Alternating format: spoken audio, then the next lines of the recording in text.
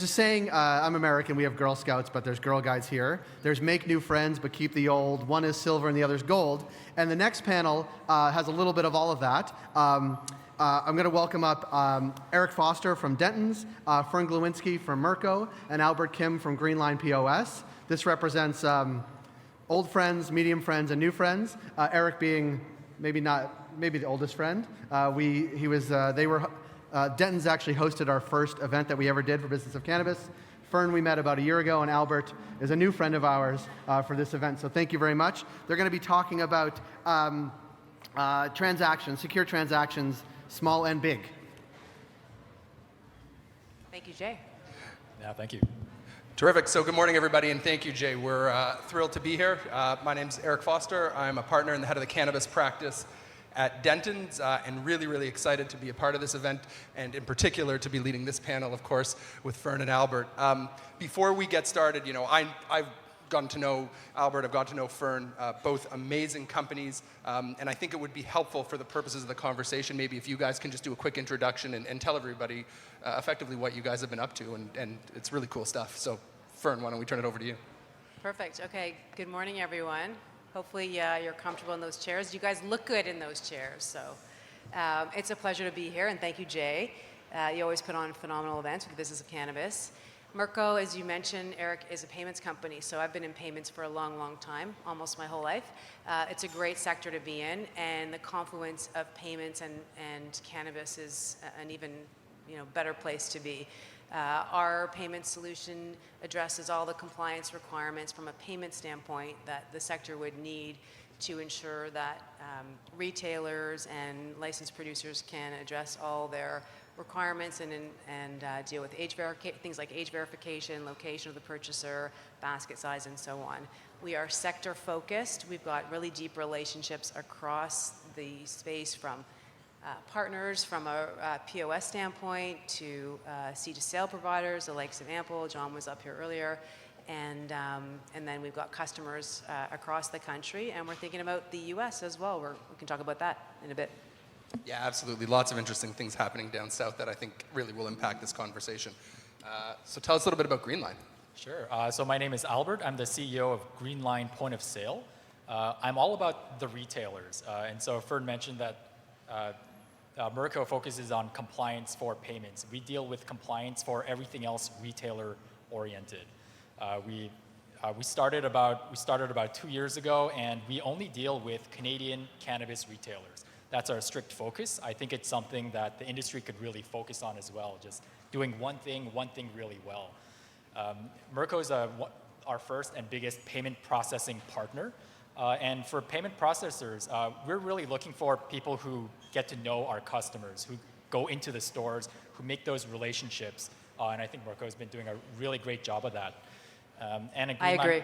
Oh, thank you. And other than that, we really focus on quality integration. So I'd actually really like to thank Jay for setting up this event. I think it's a great place for us to meet technology partners. So yeah, if there are other software partners in the who want to provide value to retailers, come chat with us. We have a booth over there, and we'd love to focus on high quality integrations that provide value.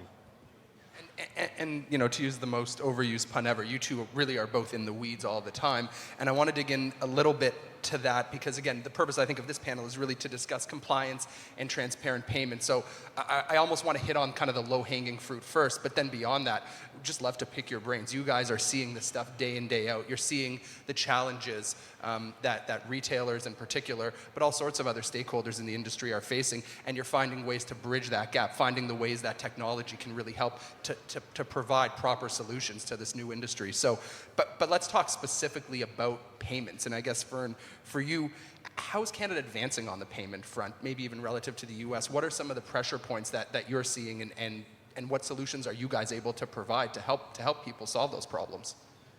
That was a very big softball, if there's such a thing. So, I mean, in the U.S., my job. But in the U.S. right now, although it was a big week because the House, those of you who didn't see it, the House of Representatives passed the Safe Banking Act, which is a big step forward for enabling financial services across the U.S. for federally regulated entities, and will enable payments, which is exactly where we're going from a U.S. standpoint. So I'd say from a Canadian standpoint, we're leaders, and from a Merrco standpoint, we're world leaders in terms of processing payments across the sector because it's legal here, and we enable both acceptance on debit and credit. And from an opportunity standpoint, I'd say there's some history around concerns with respect to privacy and so on. So people, what they choose to pay with when they go to a retailer in Canada, we're seeing a fair bit of cash that is being used in the retailers. And then when the payments are card-based, we're seeing more debit, a lot more debit relative to credit cards. And I think that's something that will evolve over time. I think that would be good for the retailers if more credit cards are used because basket size are bigger. People tend to buy more, and of course, Canadians love their points when they use their credit cards, and so there's a consumer benefit for sure. So I think that's one opportunity we have in the Canadian market in terms of increasing the amount of credit card usage. But we are world leaders from a payment standpoint, and from a solution perspective, we have we're enabling chip and PIN and contactless. From a technology standpoint, we have a new Android device which will be in market in Q1, which will be full touchscreen. Will actually enable the retailers to have their menus on the tablet, on the point of sale device, which will enhance the experience both for the consumer who's in the store and for the retailer.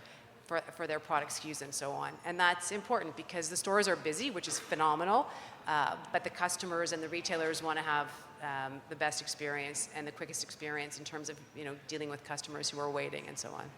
Right, and I think you touched on something there that's interesting too, which is compliance, right? Compliance is such an important part of this for retailers, obviously, in particular. And I guess for you, Albert, what are you seeing? What are the biggest issues that retailers are having, even from a compliance thing? And again, how does Greenline, how does having a good POS system effectively help bridge that gap in terms of retailers? Maybe it's through having to regulatory compliance in terms of reporting inventory and sales and things like that. For sure. So I can, just to touch on payments, we definitely blow the United States out of the water. I actually went to MedMen for the first time last week or about 2 weeks ago, and I couldn't pay with my credit card. It was probably the worst part of the experience. Other than that, it was great. I'm from Vancouver, so I was around when everyone was doing all sorts of workarounds to get payments. But now in Canada, stores don't have problems getting credit card processing in their store. And I'm talking no problems at all. You just have to call up Fern. She'll help you out. So from what we've seen, a lot of stores were pretty anxious in October. They're like, okay, can we get banking? Can we get credit card processing? Some of them still have banking level challenges, like opening a bank account can still be problematic, but for getting credit card processing, it's been real smooth. It's something I'm really happy with the industry about.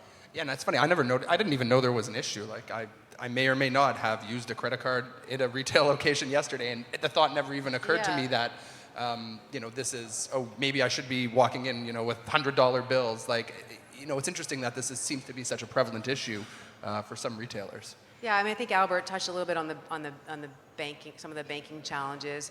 So on October 17, 2018, when it became legal, the retailers were able to open their doors, and with that came the ability to take payments. From our perspective, we were working long before October 17, making sure that our payment solution was embedded and integrated with our partners, and then we had shipped point of sale devices. We were doing testing. We were providing information about our payment card industry compliance so that when inspectors came in to inspect the retailers, they had everything that they needed to pass their inspection. So part of the inspection includes test transactions and so on. So we're really being sector focused. We're very educated, and we play a role. And we know that this needs to just work for the retailer. It needs to just happen and be seamless.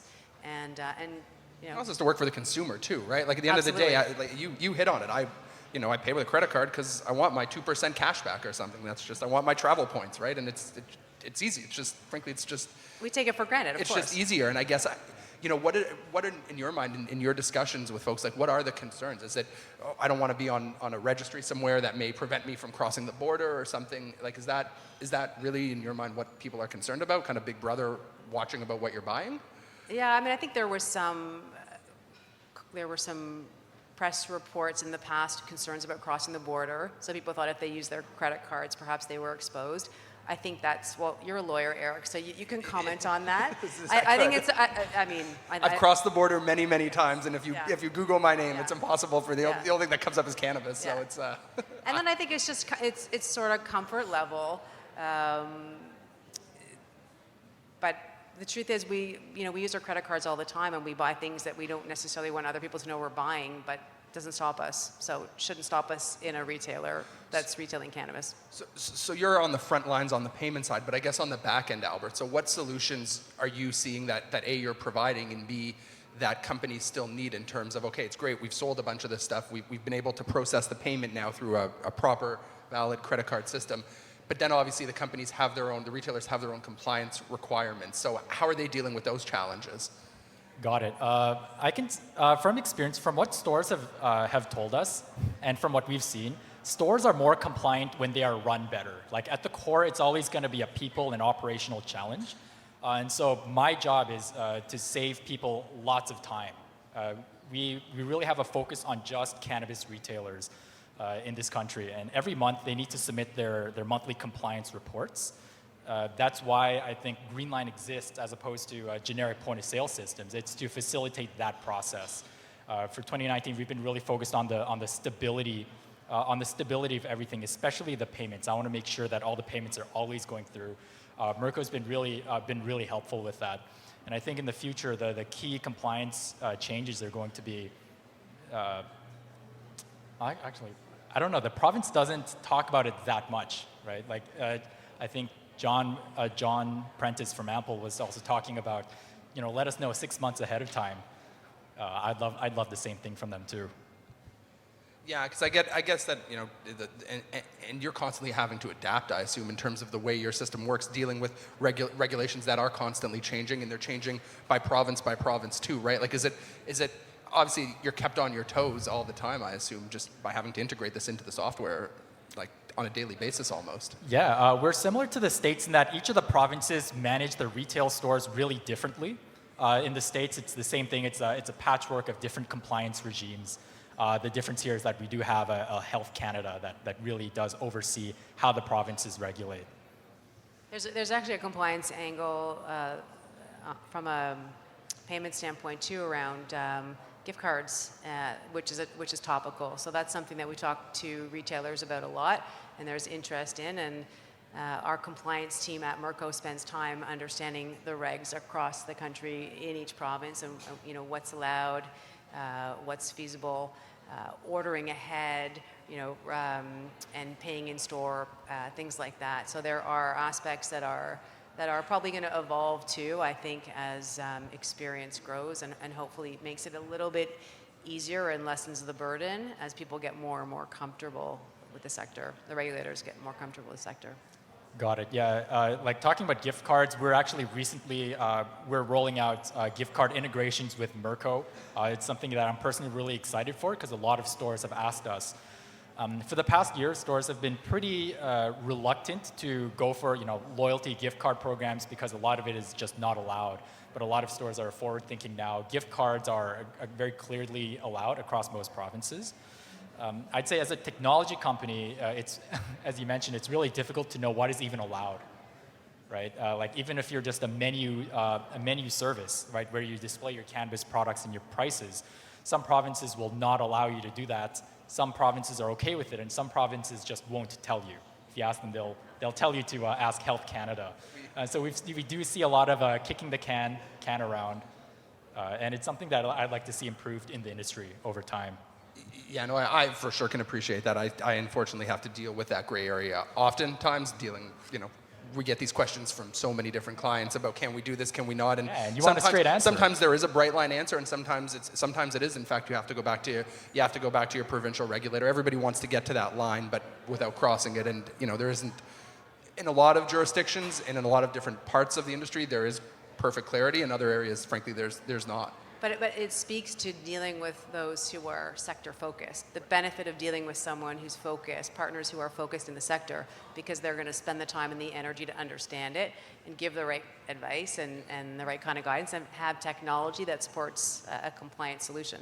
Yeah, so one thing, so far I think this discussion's really been focused more on the B2C side of it, but in terms of B2B payments, what are you seeing there, Fern, in terms of, those types of payments within the sector and how they're facilitated and how technology's helping that? Yeah, no, that's a great question. So there are certainly marketplaces that are developing, and there's absolutely a need for product to move from producers to extractors, back to producers, back to wholesalers, to retailers. There's a lot of movement of product around. And from a business-to-business standpoint, in some cases there are still banking challenges, as Albert mentioned, and so there might be checks written, there might be wires, which are expensive. So we are in the midst of building out our business-to-business payment solution as well, which will enable those transactions to happen either from a credit card standpoint or an EFT funds transfer. And that can be embedded into a solution that will either a marketplace or an exchange across the industry, and also can be integrated for an individual business to enable payments between them and their customers, their business customers. Yeah, just to add a little bit to that, I still pick up checks from the mail from our customers. It's still a thing that goes on. I still have customers. We're going to set you up with a merchant account. We still have people who are switching their credit cards up all the time, especially the smaller, more independent retailers who may have a harder time or may not have the right advisors to help them just go through the banking process faster.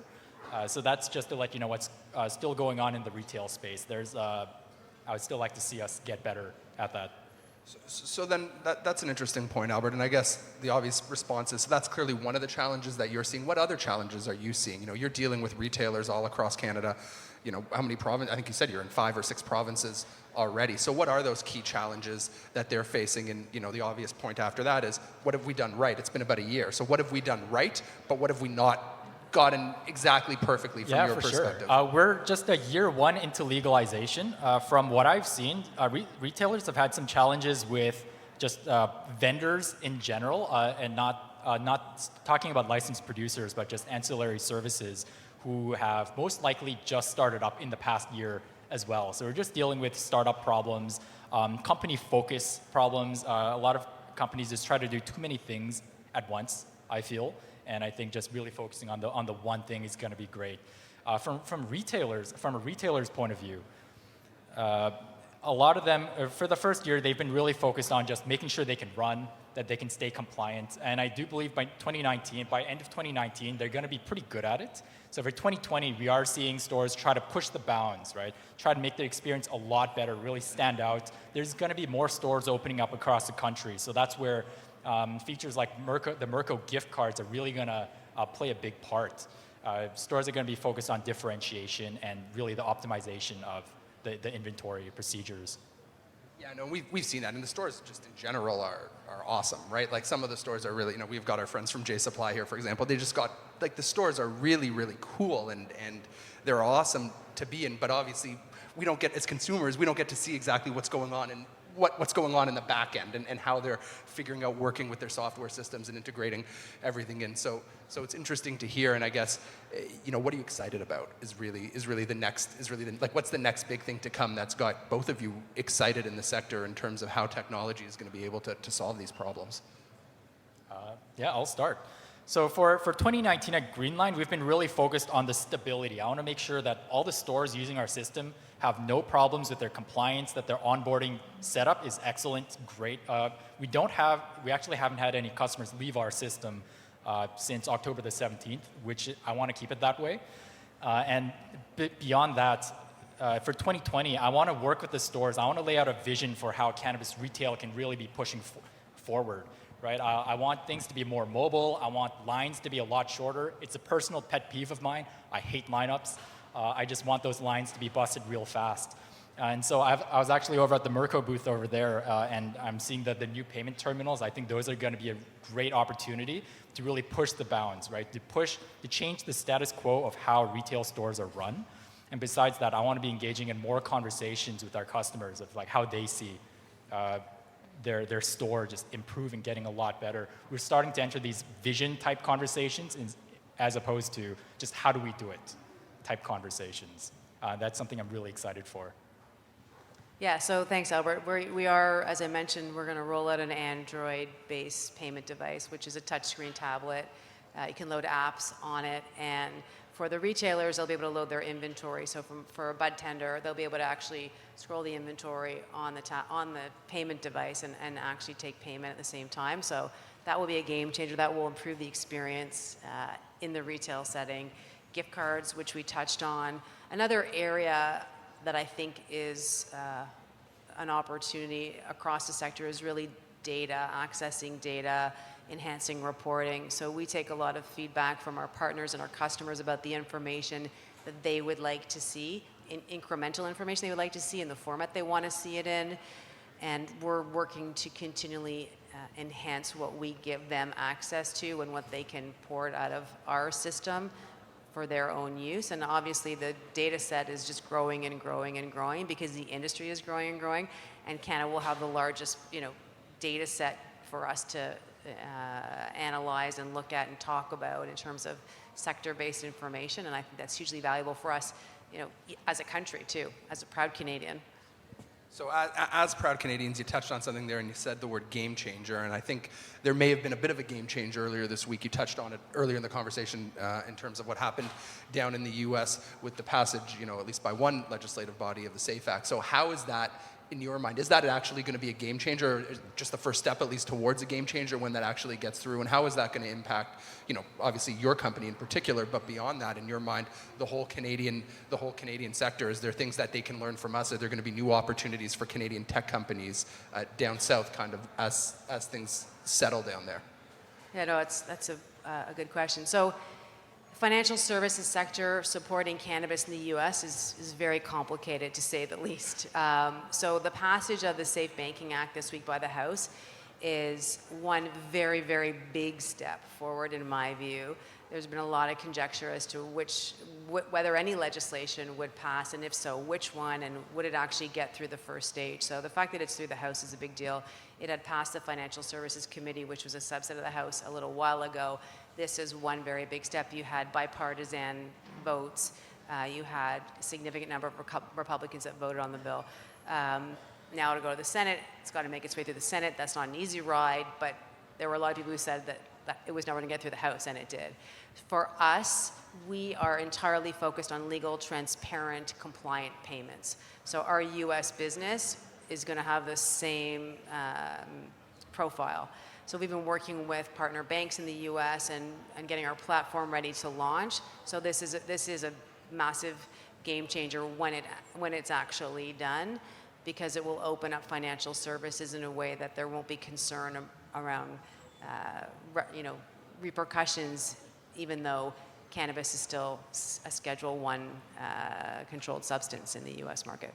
Yeah, I'd just like to add a few comments to that. I think as banking and payments just improve in general, it's federally legal across the states. We don't do business in the States. We only focus on Canada's, but I can speak as a consumer. That was the not being able to pay with my credit card was the worst part of the experience. Everything else was amazing. I'm actually really impressed with how the stores in the States have grown up and evolved, and I think it's something for our stores actually to look at as well. But you're right now still only focused on Canada. I know you're ready to go to the U.S. like Merrco. You guys are ready. You're raring to go, I assume, right? It's just a massive new market right at the gates. For you, Albert, you guys are still focused on primarily a Canadian solution. Yeah, we care about this country, so I definitely see ourselves just like really focused on Canada for the long term. I have a lot of hope for the retail industry, and whereas I think we started off pretty slow, especially in Ontario, I think it's going to get a lot better in 2020. I have high hopes. So on the U.S. side, though, again, I know, like you said, you are ready to go. Are there things you could take from Canada that you either want to make sure the U.S. implements, or alternatively, are there things in Canada that you're looking at and saying, this is overly onerous from a compliance and transparency issue? We don't need this extra layer here. God, I hope the U.S. gets rid of that. Like, what are those pressure points that either you want them to adopt because we're doing it right, or saying, oh, we're crazy here in Canada, just be a little bit, get rid of that in the U.S.? Yeah, I mean, the interesting thing is, it's legal in so many states already, and so it has rolled out in a lot of ways.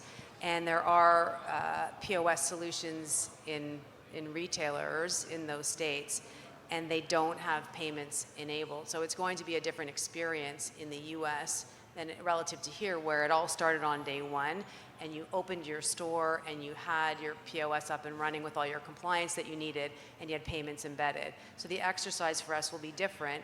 Those stores will already have been underwritten by their POS, the POS retailer who's doing their compliance today, supporting them, will have validated their license, one would expect, and have all their information in order to facilitate the services that they provide. And then, so rolling out payments will be a different exercise for us relative to Canada. So we'll absolutely take the learnings that we have from our experience here, being the largest and most focused provider in the sector, and bring it there. And I think in terms of partnering with others, accessing banks that want to partner with us, they're looking at us saying, you're the experts, and they're looking at what we've done in this market. So that's putting us, exactly where we want to be in terms of being able to move into the space.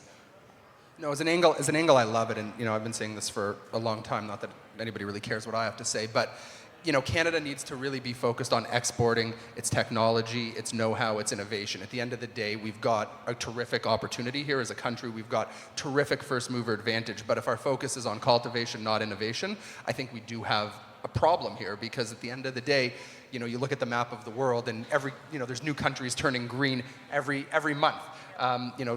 Globally, trends are only moving towards liberalization of cannabis laws. And at the end of the day, does it really make sense for that much cannabis to be grown in Canada? Obviously we have tons of funded capacity here already. So as a country, it's so important as an economy, I think, to be focused on taking our regulatory knowledge, our technology. That's where we can really leverage our first mover advantage from my perspective. And I think there's such a terrific opportunity for the Canadian economy, but we have, in this sector in particular, but we really have to be focused on the right things. And it sounds like it's frankly what both your companies are doing. So I think we're running a little bit tight on time. We're going to wind down, but any final thoughts? And I'll go back to even my initial question is, what's got you guys excited? I know neither of you are sleeping. I know you guys are working 24/7. But what are you most excited about? I'll jump in. From my standpoint, seeing what's happened in the sector, we have to remind ourselves it's less than a year. We're 11 and a half months in. And if I think back to October 17, 2018, where it literally got turned on in this country, and we had retailers that were, starting to run their businesses and accept payments through our payment solution, and seeing that volume grow exponentially. And now with the next wave of legalization that's coming in a few weeks, it's the next big opportunity for our existing customer base to have more product available to the market. And as the supply chain sorts itself out and more stores open up, I'm really excited for what's to come, because we've seen a lot of growth, but there's a whole lot more growth coming. And I think our customers help make us better too. So they'll challenge us for things that they want to see. I touched on gift cards, which we're bringing to market, Android, which we're bringing to market, and enhanced reporting and so on, but I think more to come. And so I'm really excited for this next wave. Got it. For me, I'm most excited to be chatting with our retailers, continuing the conversations about their vision for 2020. How stores look and feel now is going to be different from 5 years ago. I want to see where stores see that happening. And at Greenline, I'm really proud of what we've done so far, but there's a long way to go. There's a lot more we can do for the industry, especially as we're focused on the vertical. I want to really push things forward. And I want to work with the best software providers, just vendors in the space to make that happen. Terrific. Well, Albert, Fern, thank you so much. I love, talking with, and I learn so much from these types of conversations, working with some of these cutting edge companies. And the most important takeaway for me is that maybe I'm going to get a gift card. So I'm really excited about that. We'll take care of that. I look forward to it. Thank you both. And we'll turn it back over to Jay and his team.